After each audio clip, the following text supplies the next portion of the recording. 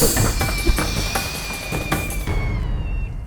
main source of ammonia tends to be emissions from agriculture, and this comes a lot from things like manure and fertilizers.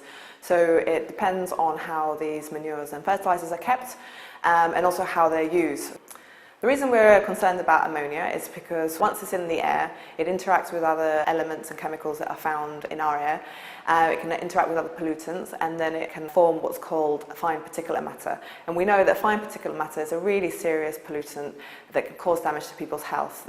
These can be very small particles that can penetrate deep into people's lungs, and we think that that's how they possibly can get into the bloodstream and then from there travel to all parts of people's bodies.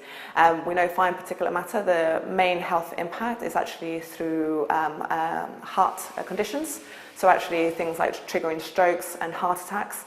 Obviously has an impact on breathing conditions, making asthma attacks much worse, increasing the risk that people might have to go to hospital or even worse, die from something that seems such simple as asthma attack.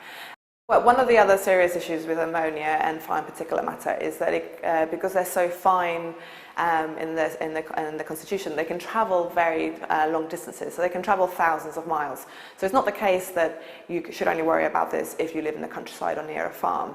If the winds change direction, then this can be transported and mixed in with local sources of pollution, so things like emissions from road transport, and they can cause a real problem. So what we would like to see is regulation to make sure that where action can be taken, it is taken. And alongside that, you also need to give help and support for farmers that will mean that they will have lesser damaging impact on people's health and also the environment. If governments are really serious about protecting people's health, they should be looking at reducing all sources of pollution as quickly as possible and as close to zero as possible.